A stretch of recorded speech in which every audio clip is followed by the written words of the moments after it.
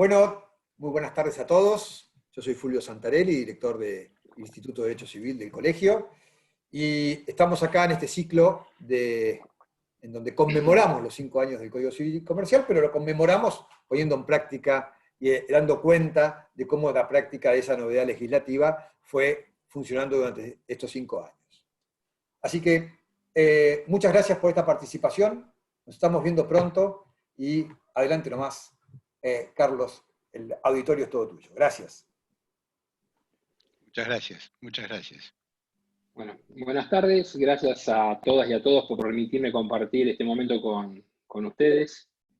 Quisiera empezar con agradecimiento, obviamente, en primer lugar al Colegio de Abogados San Isidro, que es la institución que me cobija como matriculado desde hace ya más de 30 años y que me honra pertenecer a él desde ya. Al doctor Fulvio Santarelli, que me cursa la invitación y como que él dijo también, me une una gran amistad, aparte de un gran respeto intelectual, de admiración también intelectual. Pasaron ya más de 5 años desde que entró en vigencia el Código Civil y Comercial, y este ciclo de conferencias la verdad que me parece muy oportuno para poder hacer un balance con relación a los distintos temas que se abordan en él. Hoy toca hablar sobre el daño resarcible, que es un tema interesante y que es un elemento fundamental, esencial, inexcusable para la concurrencia, para que nazca la responsabilidad civil. Entonces nosotros tenemos que saber que no nacerá la responsabilidad civil hasta tanto no se haya ocasionado un perjuicio a un tercero. Ese daño resarcible hoy se constituye en el núcleo del sistema, desplazando a cualquier otro elemento, y girará todo en torno a la reacción sobre ese daño injusto que sufra la víctima. Por eso es importante definir o tratar de ver qué es lo que dice el Código Civil y Comercial con relación al daño resarcible y cuál fue el camino que se transitó para llegar a ese concepto, y vamos a tratar de explicarlo. El código anterior no definía con precisión al daño resarcible, lo cual originó a lo largo del tiempo que se suscitaran una serie de desencuentros doctrinarios de, obviamente, autores muy calificados que vamos a tratar de ver muy sucintamente por una cuestión de tiempo, y que terminó desembocando en este concepto que hoy nos brinda el artículo 1737. El código anterior se refería al daño patrimonial en los artículos 1068 y 1069, donde se decía que habrá daño siempre que se causare a otro algún perjuicio susceptible de apreciación pecuniaria, o indirectamente las cosas de su dominio o posesión, o indirectamente por el mal hecho a su persona, etc. Y el 1069 se refería a lo que era el daño emergente y el lucro cesante. Por eso tenemos que saber que cuando hablamos de daño, el daño es un concepto muy amplio, impreciso y esencialmente intuitivo, decía Tas López en el derecho español, que puede ser utilizado como sinónimo de detrimento, perjuicio, menoscabo, etc. Molestia, quizás. Pero con esa amplitud de significado, la vida cotidiana es una fuente incesante de daño. A ver, ocasiona daño quien se impone a otro en un concurso, dejando al otro concursante sin posibilidad de acceder a un cargo y obviamente a un ingreso por ahí. Con este criterio también ocasiona un daño quien saca el último pasaje para viajar en avión, dejando la posibilidad de no viajar a alguien porque necesitaba ver un familiar enfermo. Al que capta clientes generando competencia. Yo me instalo en una pizzería, un negocio de pizzería, y le genero competencia a otro negocio que estaba ubicado ahí con anterioridad y obviamente pierde clientela. Y podríamos enumerar infinidad de situaciones. Sin embargo, es evidente que esos perjuicios no resultan ser resarcibles, porque lo que tenemos que analizar es cuáles de todos esos menoscabos resultan susceptibles de ser apreciados por el derecho. Porque, como bien decía Alberto Boeres, lo que nos interesa analizar es que ese fenómeno físico que es el daño se encuentra enlazado con lo que él denomina un quid iuris, es decir, que además de ser un fenómeno físico se convierta en un fenómeno jurídico. Y ahí es donde empieza a tomar dimensión el llamado daño resarcible. Y como les dije antes, a lo largo de los tiempos, o sea, de los últimos, desde 1800 y pico para acá, 1900 y pico para acá, perdón, se han elaborado varias teorías sobre el daño resarcible que tenemos que tratar de analizar. Hay muchas posturas, yo voy a enumerar básicamente 4, donde ya les anticipo que las 2 primeras fueron descartadas y las dos últimas son las que un poco recoge en cierta medida el 1737 del actual Código Civil y Comercial. La primera postura que se enarboló en torno al concepto de daño es la que lo define como un detrimento de un bien jurídico, que como les digo me parece incorrecta, y acá esta teoría entiende por bienes materiales a las cosas y también comprende a los inmateriales, ¿no? De acuerdo al artículo 16 del Código Civil y Comercial. Entonces cabe incluir dentro de ellos también a los derechos personalísimos, al honor, a la intimidad, a los atributos de la persona, etc. Esta es una postura que nace en Alemania con Karl Arens, que es uno de los juristas alemanes más destacados del siglo XX, y que afirma que el daño es otra cosa más que un menoscabo que a consecuencia de un acontecimiento, un evento determinado, va a sufrir una persona en sus bienes vitales naturales, en su propiedad, en su patrimonio, etc. O sea que siempre que se vulnera un bien que corresponda a ese sujeto, ahí habrá daño. Y lo que determinaba Arens es que la clase de daño a reparar será o tendrá que tener coherencia con la entidad, no con la entidad, sino con la calidad del bien lesionado. Es decir, si se lesiona un bien patrimonial, únicamente se podía dar lugar a un daño patrimonial, y si se lesionaba un bien que no fuera considerado material, sino inmaterial, entonces esto daba lugar a un daño que fuera daño moral, por ejemplo, que estaba ligado al espíritu del sujeto. Acá en Argentina esta doctrina tuvo bastante aceptación, sobre todo por algunos autores clásicos como Acuña Sorena, Brevia, en Francia los clásicos a los autores Masó decían esto, y también en Italia Francesco Messineo, que es un autor italiano relevante, también adoptaba esta postura del daño como lesión de un bien jurídico.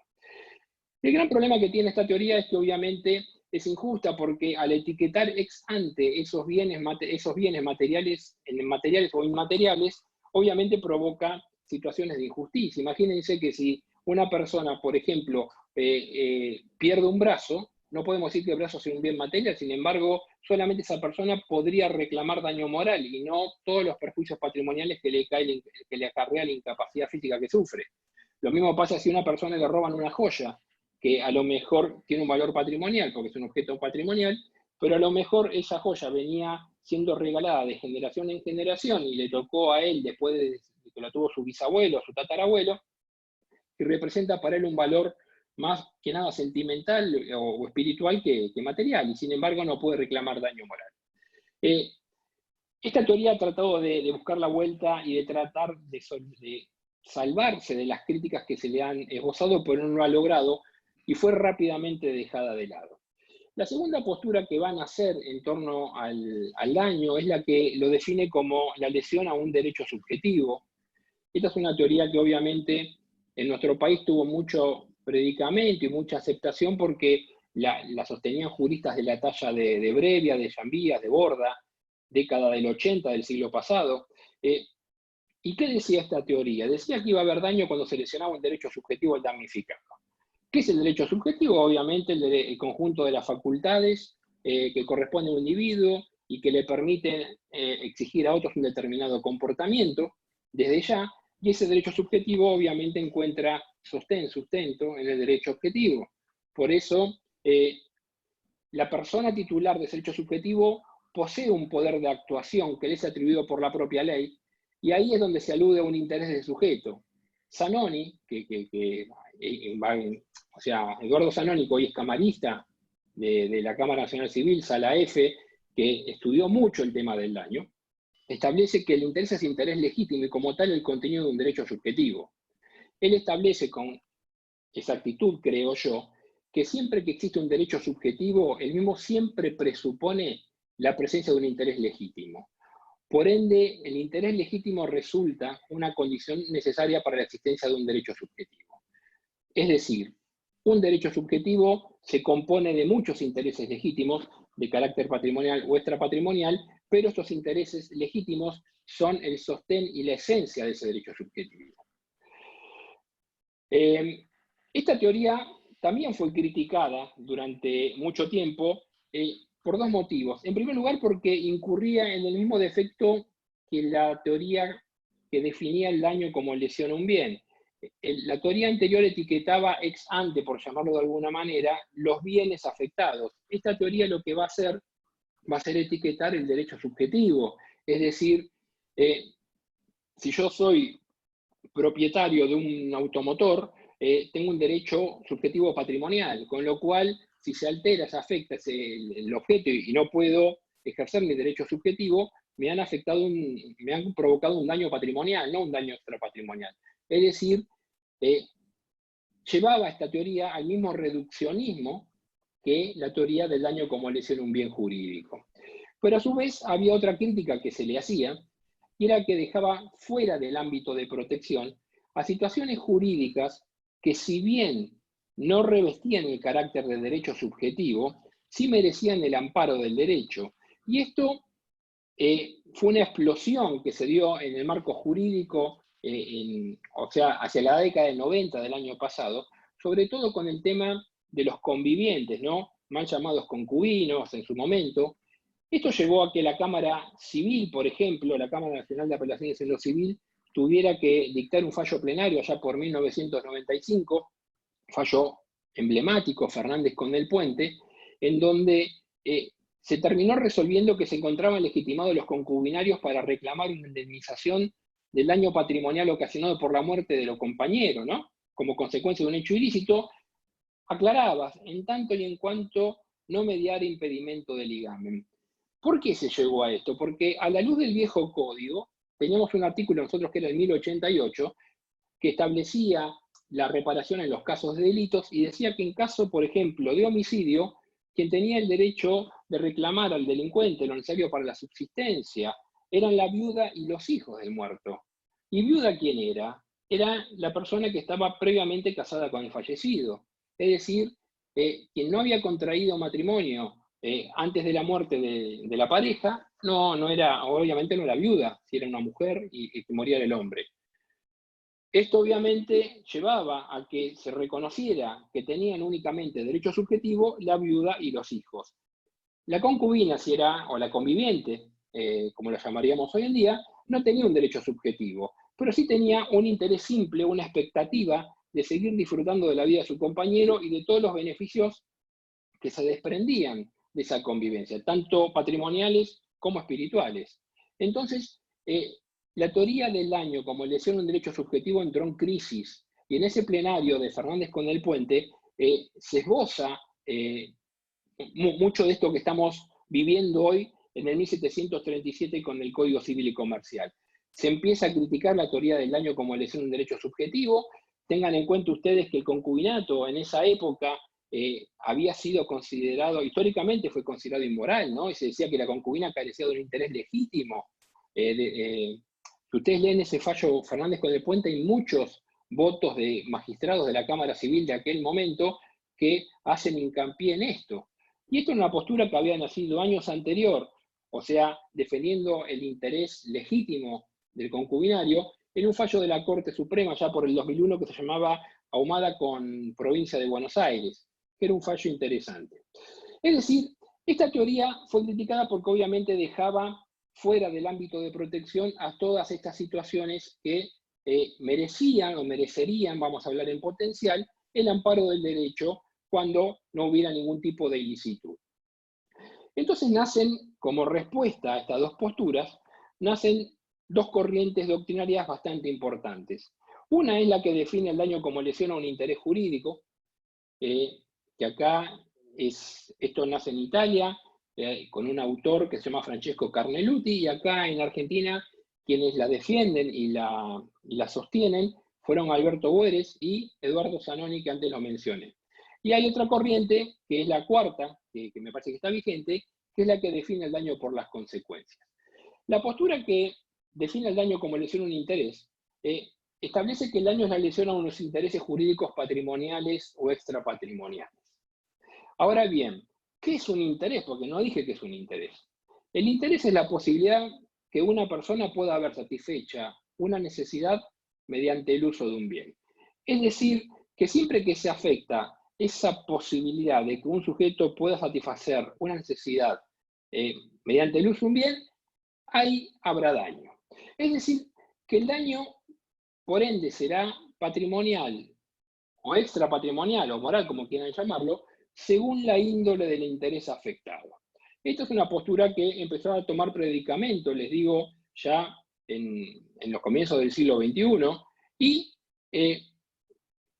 acá lo importante es que también se empezó a sostener que el daño moral debe entenderse como la afectación de aquel interés extrapatrimonial que está ligado con la espiritualidad de un sujeto, de modo tal que su violación provocaba una forma de estar diferente en las calidades de querer, de ser, de entender, etc. Es decir, que la tutela jurídica siempre es no un bien en particular, no un derecho subjetivo en particular, sino siempre un interés humano.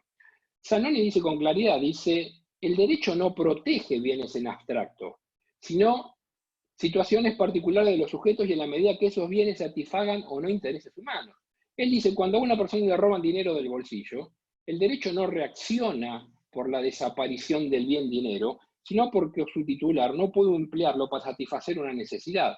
Por eso reacciona el sistema jurídico. Lo mismo dice Bueres habla de un inmueble, ¿no? Que cuando alguien es propietario de un inmueble, el derecho no tutela el inmueble en sí, sino la posibilidad de que el propietario de dicha finca pueda utilizarla y satisfaga con él una necesidad. Es decir, que el núcleo de la tutela jurídica siempre es el interés, ya que el derecho subjetivo y los bienes jurídicos se van a tutelar en vista a la satisfacción de esos intereses. ¿Y cómo tienen que ser los intereses? Tienen que ser intereses jurídicos. ¿Y qué quiere decir jurídicos? A mi entender, que sean meramente lícitos. Es decir, basta con que el interés sea lícito. Y esta postura del daño como lesión a un interés merece destacarse porque no solamente va a amparar aquellos intereses legítimos, que son aquellos intereses que son sustrato de derechos subjetivos a los cuales antes me referí, sino también a los intereses simples, es decir, a las meras expectativas lícitas de continuar obteniendo el objeto de la satisfacción, como decía Zanoni. Hay infinidad de intereses simples y los jueces decían, los que enarbolaban esta teoría, y los jueces también lo han recogido, decían que esos intereses simples van a merecer el amparo del derecho en tanto y en cuanto estos sean serios, lícitos y continuados.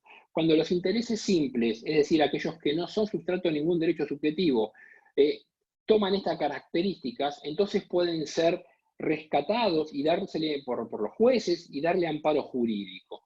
Hay muchas situaciones, hay un fallo emblemático anterior, obviamente, a este código, creo que da de la década del 80, incluso antes del fallo de Fernández con el puente, en el cual una mujer toma a un chico de la calle, estos que están en las esquinas, limpiando vidrios, y lo lleva a su casa para darle comida, obviamente, y se encariña con el chico, y el chico iba cada vez más seguido, hasta que la mujer descubre que el chico no tenía familia, no tenía padre, no tenía madre, no tenía hermanos, estaba solo en el mundo, el padre había fallecido, la madre creo que la madre había fallecido y el padre nunca lo había reconocido, hermano no tenía, y la mujer se encariña y empieza a hacer los trámites de guarda preadoptiva para poderlo inscribir en un colegio, darle educación, y le daba comida, pero el chico, como estaba en ese estado obviamente de libertad, pues, que el chico vivía en la calle, el chico salía continuamente a la calle y muere en un accidente de tránsito. El menor es atropellado por un vehículo. La mujer se presenta en la justicia a reclamar, obviamente, por la reparación de los daños, y un poco lo que le dicen es, usted no tiene legitimación absoluta para reclamar por este menor. Y la mujer, obviamente que no tenía un derecho subjetivo, pero sí tenía un interés simple, y logra demostrar con los trámites de guarda preadoptiva y todo esto, y con declaraciones de testigos, que estaba en vías de adopción de ese menor. Y los jueces le reconocen una indemnización. Es la primera vez, creo yo, que en la Cámara Civil se le había reconocido a una persona la reparación de un interés simple, y a partir de ahí empezó. Hoy tenemos nosotros la posibilidad que cuando decimos que el daño es la lesión a un interés, esto abarca no solamente intereses legítimos, sino también intereses simples como estos que estamos comentando. Pero sepamos siempre que el único requisito que se exige es que ese interés sea lícito. Basta, por eso se habla de interés jurídico. Y como respuesta a esta teoría, nació otra que la enarboló en Córdoba Alfredo Orgaz y que luego la siguen muchos autores reconocidos como Zavala de González, Mosetti Turraspe en Santa Fe, Bustamante Alsina, Pizarro, Vallespinos, ellos lo que dicen es que el daño no se identifica con la sola lesión a un derecho de índole patrimonial o extrapatrimonial, ni a un interés, sino que es la consecuencia perjudicial o menoscabo que se desprende de esa lesión. Es decir, que para poder determinar si un daño es resarcible o no, hay que atender a las consecuencias o repercusiones de esa lesión. Y después, una vez que apreciamos esas consecuencias, tenemos que acudir a ver si lo que se lesionó es un interés lícito o no, un derecho subjetivo o no. Yo no me voy a meter en las disputas doctrinales que existieron durante años entre quienes defendían a la lesión al interés y a quienes defendían la teoría del daño como lesión a un derecho subjetivo, porque sería muy largo el tema y la verdad que tedioso, pero sepamos que esta postura tenía gran parte de razón, porque no podemos olvidar nosotros que lo que busca la responsabilidad civil en su faz reparatoria es dejar a la víctima en igual o similar condición a como se encontraba antes de ocurrir el daño, de modo tal que si no hay consecuencias valiosas que reparar, obviamente no va a haber daño. Entonces, la consecuencia tiene que estar presente, pero también tiene que estar presente la lesión al interés. Si nosotros decimos a una persona que vende en un contrato de compraventa, vende droga y no le dan la contraprestación, sufre un daño patrimonial, obviamente, sí, pero esta persona, ¿por qué no va a poder reclamar? Porque el interés que tiene no es un interés lícito. Es decir, que la lesión al interés y la consecuencia tienen que estar amalgamados. Y yo creo que, y esto yo antes del código, en su momento, con motivo de una tesis doctoral que realicé, que expresé sobre esto, había concluido en que el daño era la lesión a un interés patrimonial o extrapatrimonial que provocaba consecuencias de la misma índole. Es decir, si se lesiona un interés patrimonial, el daño será patrimonial, y si se lesiona un interés extrapatrimonial, las consecuencias también serán extrapatrimoniales. Se sanciona el Código Civil y Comercial, y entró en vigencia el 1 de agosto del 2015, y hoy tenemos nosotros un artículo que es el 1737, que define por primera vez en el derecho argentino de manera clara y concisa lo que es el daño resarcible. Entonces dice el 1737 que hay daño cuando se lesiona un derecho o un interés no reprobado por ordenamiento jurídico que tenga por objeto el patrimonio o un derecho de la persona, el patrimonio o un derecho de incidencia colectiva. En los fundamentos que enarboló en su momento la Comisión de Reformas, da a entender que se ha distinguido acá entre lo que se conoce como daño-lesión y daño-consecuencia, ¿no? La indemnización, y esto ha aportado más claridad a esta concepción. A mí me gusta mucho la definición que da el 1737, quizás si le puedo marcar como crítica, le diría que no era necesario poner violación a un derecho, porque con que se hubiera dicho lesión a un interés no reprobado por ordenamiento jurídico, ya alcanzaba, porque obviamente siempre que existe un derecho subjetivo, el mismo presupone la presencia de uno o varios intereses legítimos, como vimos antes. De modo tal que hubiera bastado con que se diga que el daño resarcible es la lesión a un interés. Pero bueno, son apreciaciones personales y obviamente que pueden o no compartirlas. Y lo importante también es que fíjense que se establece que la repercusión del daño puede caer sobre la persona, sobre el patrimonio, obviamente, y también sobre los derechos de incidencia colectiva, que el proyecto de código tiene un capítulo entero sobre los derechos de incidencia colectiva que fue eliminado luego cuando el proyecto fue elevado a consideración del Poder Ejecutivo. Pero tengamos en cuenta que los derechos de incidencia colectiva son muy importantes y son de dos clases, ¿no? Tenemos aquellos que tutelan bienes colectivos, que no son susceptibles de apreciación individual excluyente, indivisible, y que pueden ser disfrutados por varias personas, obviamente, por ejemplo, el ambiente, y los que, sin recaer sobre bienes colectivos, poseen condiciones de ejercicio que son homogéneas, ¿no? En relación a una cantidad X de personas, cuyas posibilidades para acceder a la justicia resultan obstaculizadas por las circunstancias de determinado caso. Acá tenemos el caso Alavi, por ejemplo. ¿Recuerdan el caso de las escuchas telefónicas que se da en ese proceso judicial? Alavi, que era abogado, se presenta. Bueno, ahí estamos en presencia de un interés también, un derecho de incidencia colectiva que no recae sobre un bien colectivo, pero afecta a derechos individuales homogéneos. Es decir, que nosotros tenemos hoy una definición de daño que marca que el daño es la lesión a un interés, que tiene que provocar consecuencias, es decir, la amalgama de las últimas dos posturas. Y para ir terminando ya y dejarle mi espacio al doctor Galdós, simplemente quiero decir que tenemos también en el 1739 un artículo que se refiere a los requisitos del daño resarcible y establece que para la procedencia de la indemnización debe existir un perjuicio directo o indirecto, actual o futuro, cierto y subsistente. ¿Qué quiere decir que el daño sea cierto? ¿Qué se exige que sea cierto? Se refiere básicamente a su existencia y no a su actualidad o determinación del monto. Lo cierto es que lo que se trata de hacer es de reparar un daño que exista y que no sea meramente eventual o hipotético, porque lo importante es que sea constatado por el juez al momento de dictar sentencia. Esto no obsta, como lo dice la norma, a que el daño pueda ser actual o futuro. Obviamente que es actual porque se ha producido y es constatado al momento de dictar sentencia, pero entonces tenemos una certidumbre que es absoluta. Pero también el daño puede ser futuro, sí que por ello deje de ser cierto, porque tenemos certeza de que esos perjuicios van a ocurrir.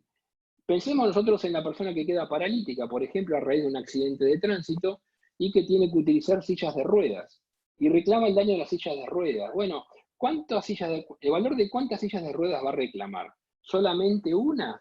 Y no, la silla de ruedas tiene un valor útil, un valor de una vida útil que puede ser, no sé, 5 años, 6 años. Entonces esa persona puede reclamar el valor de tantas sillas de ruedas como expectativa de vida tenga, y eso más o menos será un daño futuro, porque va a tener que invertir a futuro en eso, pero es un daño cierto, porque va a tener que utilizarlas. Entonces, estas cuestiones que las va a poder explicar si después se dan las preguntas del doctor Galdós, que es magistrado y obviamente está continuamente con estos temas, son muy importantes. Acá también merece, con respecto a la certeza del daño, que haga algún comentario con relación a un perjuicio, a una partida de daño que ustedes conocen, que estaba obviamente aceptada por la doctrina, por la jurisprudencia, pero que no estaba contemplada en nuestra legislación, que es el tema de la pérdida de chance. Porque muchos dicen la pérdida de chance es un perjuicio que está ligado a una eventualidad, a una hipótesis, y esto no es así. A ver, cuando nosotros hablamos de chance, ¿de qué estamos hablando? Hablamos de una posibilidad, esto es cierto. ¿Posibilidad de qué? De obtener un beneficio o de evitar una pérdida. Pero esto no es lo que se repara. Lo que se repara es la frustración de esa posibilidad. Y la frustración de esa posibilidad es lo que constituye el requisito de certeza del daño. Por eso en 1738 se refiere a la pérdida de chance, en 1739 también. Es decir, es un requisito que no figuraba antes y que ahora sí lo tenemos y que me parece que es un daño perfectamente reparable y resarcible. No comparto las críticas que le hacen algunos autores a que cuando el daño es ínfimo, es escaso, no debe ser reparado. Esto hay muchos autores que lo han dicho en su momento, Aguiar, Colombo, inclusive Orgaz en las primeras ediciones del daño resarcible decía esto.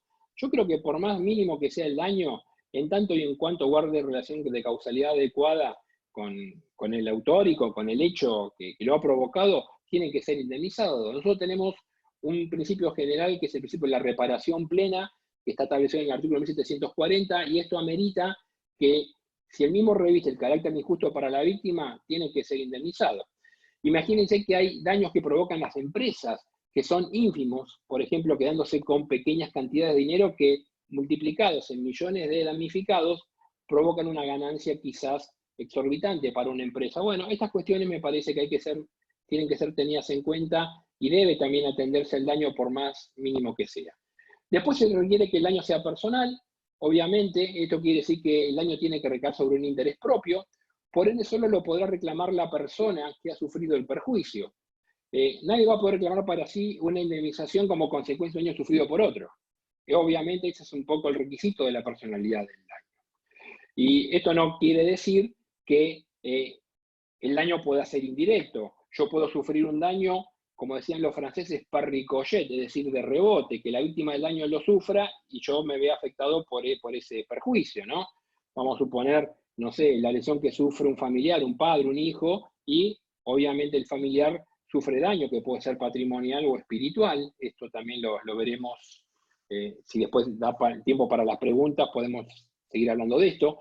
Esto también es importante decirlo, que el hecho de que el daño sea personal no impide que también pueda ser reclamado los daños que afectan intereses difusos, intereses colectivos.